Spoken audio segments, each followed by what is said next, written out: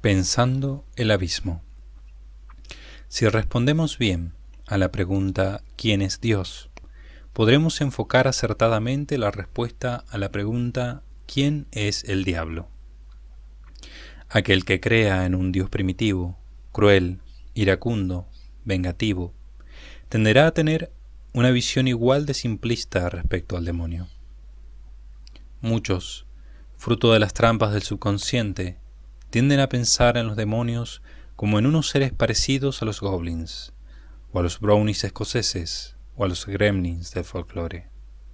Hay que ser comprensivos con esta celada del subconsciente, provocada por los distintos sustratos del conocimiento. Sustratos que han generado prejuicios, que a algunos les impiden tomarse en serio la posibilidad intelectual de que un ser espiritual pueda vivir una eternidad definitivamente alejado de su Creador. Cuando tal posibilidad teórica no contiene en sí ninguna contradicción interna y se inscribe dentro del mundo de los entes posibles, un ateo podría haber edificado toda una construcción teórica acerca de cómo podría ser la condenación eterna. Pero, ciertamente, sin la Biblia hubiera sido muy difícil que las mentes hubieran llegado a erigir una teología que llegase muy lejos. Podrían haber descubierto lo que supondría el apartamiento eterno del ser infinito, y haber dado una serie de pasos más allá de estos conceptos esenciales. Pero una vez que quisiesen profundizar más, sin la luz de las Escrituras, se hubiera ido haciendo progresivamente más difícil de avanzar. Hubiera sido imposible no cometer errores en uno u otro paso de los razonamientos, y los pequeños errores del principio hubieran sido grandes unos pasos más allá. La luz de la revelación nos ofrece las líneas generales y multitud de detalles que guían y reconducen la reflexión. La teología es obra de la razón a la luz de la fe. Es una construcción a partir de la fe y de acuerdo a las líneas esenciales que ofrece esa fe. Pero, una vez construido el edificio, hasta el ateo debe reconocer la férrea solidez de la estructura. Una filosofía del infierno basada solo en la razón no hubiera llegado muy lejos. Lo hubiera hecho con errores graves y hubiera sido conceptualmente fría. Es decir, sería una visión del Averno muy abstracta. La Biblia, sin embargo, nos ha ofrecido una revelación que está llena de calor personal. El Dios bíblico es mucho más que el motor inmóvil de Aristóteles o la divinidad trascendente del neoplatonismo.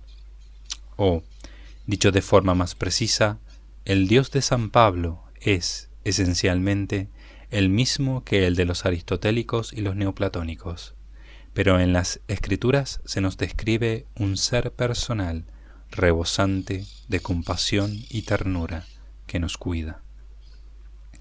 Ha habido una evolución homogénea del dogma del infierno. Sigue siendo un estado de condenación indefinida, sin término. Pero este libro, el presente, hubiera sido imposible en el siglo XI. Tampoco hubiera sido factible en el siglo XVIII.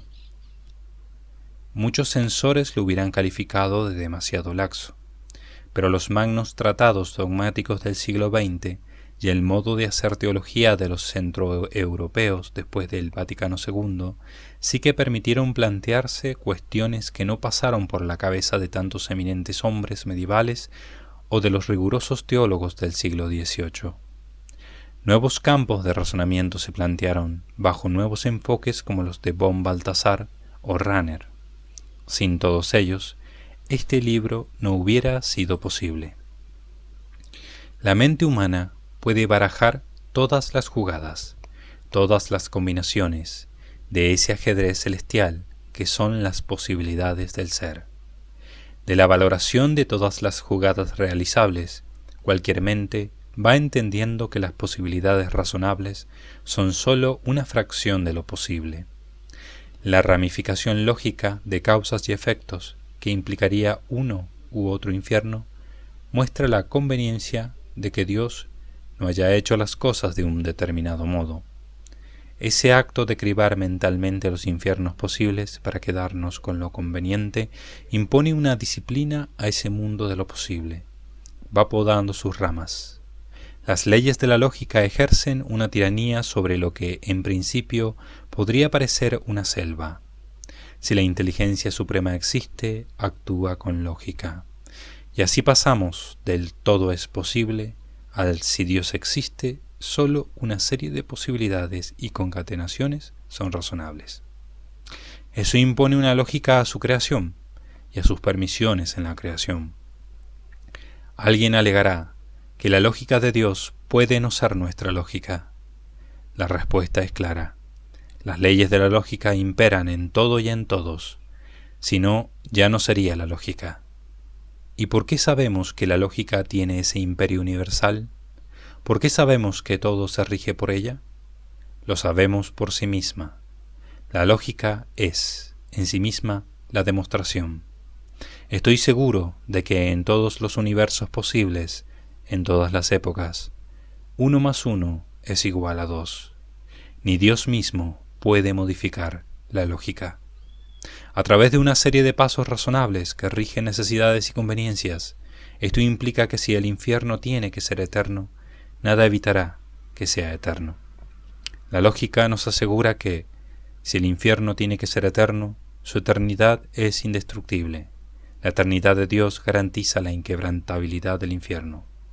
Todas las presentes páginas son la demostración de cómo la tesis, que es el amor de Dios, combinada con la antítesis del odio irreversible, da como síntesis el infierno.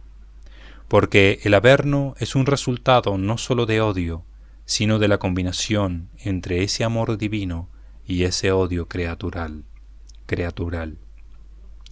En cierto modo, podría decirse que el infierno es como la interacción que existe en un sistema solar, con Dios en el centro y con todos los demás planetas y satélites, que simbolizan los distintos tipos de odios y amores naturales, girando entre ellos, pero en definitiva, girando alrededor del centro absoluto de todo el ser, que es el Altísimo. Cierto que los cuerpos infernales giran alrededor de ese planeta oscuro que es Lucifer, pero Lucifer, a su vez, gira alrededor de aquel que mantiene todas las leyes del infierno, como si de una energía gravitacional habláramos. Y no solo mantiene las leyes, también toma decisiones concretas con su providencia sobre sus hijos alejados. Es Dios con su poder gravitacional. Entiéndase esto como una parábola, el que mantiene la mayor o menor atracción entre los cuerpos del infierno. La movilidad de los cuerpos del sistema solar simboliza la vida. Del mismo modo, los condenados no son rocas estáticas. Poseen actividad interna en su núcleo y en relación a otros cuerpos, símbolo de la actividad personal y comunitaria de los condenados. Pero esas órbitas e interacciones entre ellos se posibilitan siguiendo esta comparación por la acción gravitacional divina. Sin Dios en el centro, los cuerpos del infierno se dispersarían hacia el frío de la nada, la depresión, o chocarían entre sí con fuerza, con la fuerza de la rabia, una fuerza que hace sufrir al que recibe el golpe como al que lo da. Entre los cuerpos físicos de un sistema solar existen esas dos fuerzas de las que he hablado, lo mismo en el infierno. Solo la sabiduría de Dios ha dispuesto la medida justa en las fuerzas gravitacionales para que las órbitas no caigan de un modo excesivo en la violencia furiosa de los choques entre ellos, ni, por el contrario, en un deseo de aislarse de todos que les lleve a estar flotando en la nada.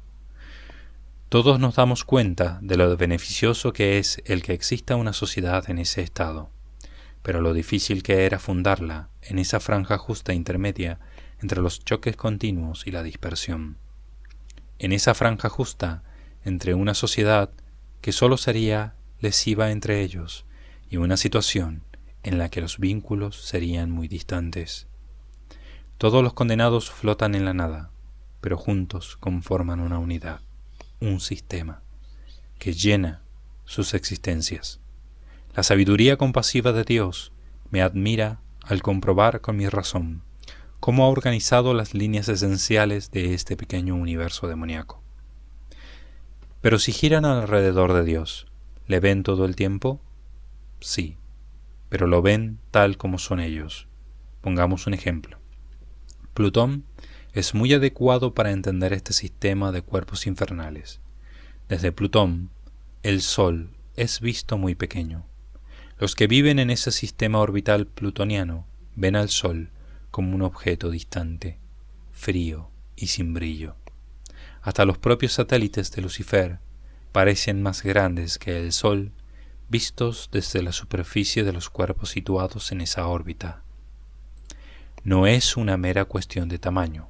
Un observador se da cuenta de que el Sol es cualitativamente distinto frente a los satélites y planetas más cercanos.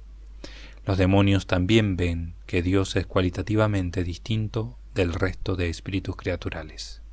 Lo ven no con los ojos, sino con su espíritu. Ángeles, demonios y almas razonan, pero también conocen, ven los entes. El espíritu también ve lo que hay a su alrededor, o mejor dicho, lo que entra dentro de su ámbito de visión, conocimiento. No solo ven, también oyen, es decir, escuchan lo que otro espíritu les comunica con especies inteligibles. No es un ver y escuchar de los sentidos, sino una capacidad para conocer inherente a todo espíritu. Por eso las almas sin cuerpo pueden ver y oír, entendido esto de la manera explicada.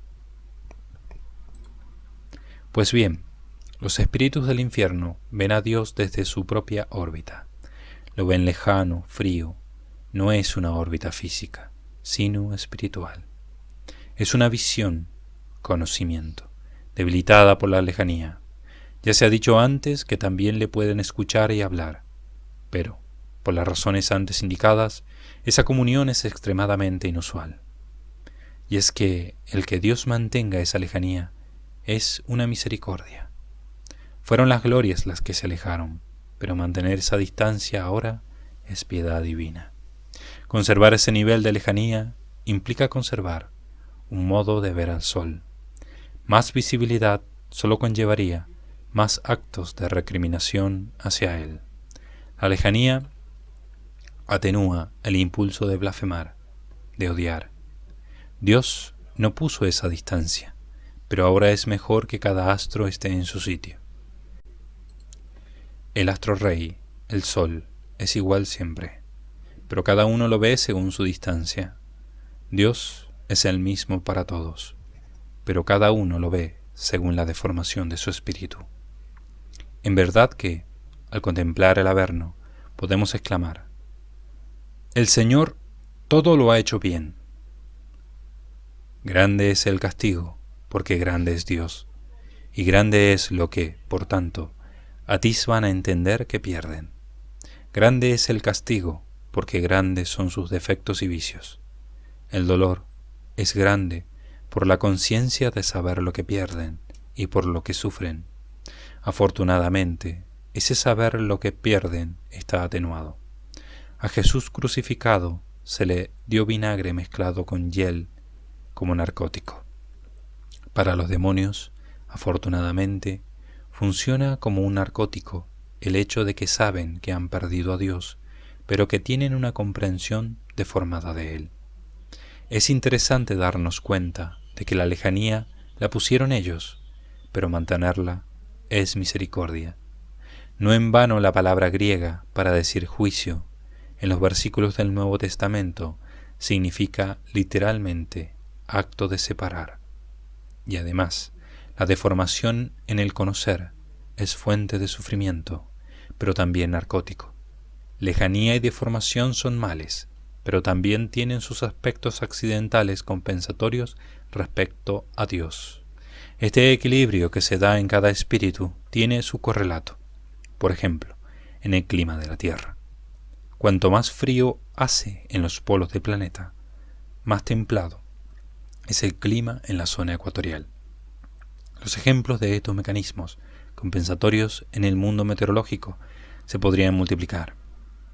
La lejanía respecto a Dios y la deformación en el modo de conocerle son un vinagre y una hiel muy amargas, pero al mismo tiempo narcotizan al enfermo.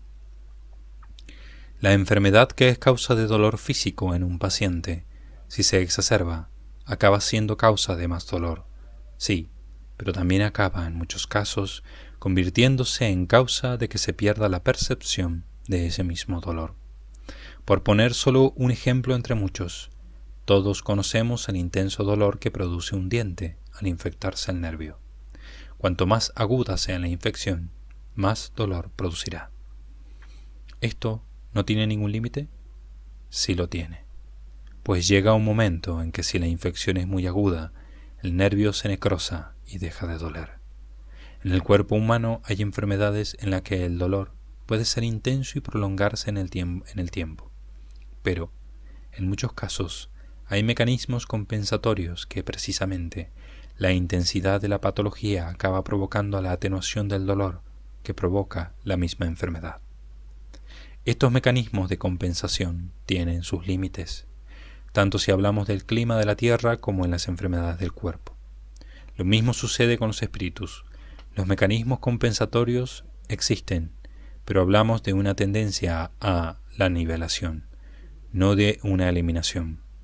Y así, como una norma general, en la medida del avance de la enfermedad, habrá más dolor. Los mecanismos citados no anulan el dolor, pero ciertamente lo atenúan. Todo demonio sufre con su medida propia, pero también cada uno de ellos tiene mecanismos psicológicos compensatorios internos. Como se ve, hay mecanismos personales y sociales para que el infierno se atenúe en la medida de lo posible. Bastaría una mayor manifestación de la presencia de Dios para que los hornos infernales ardieran con más fuerza. Cada condenado es como un horno. Resulta patente que el Averno se estructura como un equilibrio. Es una construcción armónica que a la vez contiene en sí fuerzas que tienden a desestabilizarlo. El equilibrio personal de cada condenado ayuda a que el conjunto social sea más estable, y el equilibrio comunitario, a su vez, ayuda al equilibrio personal. Como se ve, podemos afirmar rotundamente que el Tártaro es una construcción, no una mera acumulación. Ese reino no es una mera pila de cadáveres espirituales.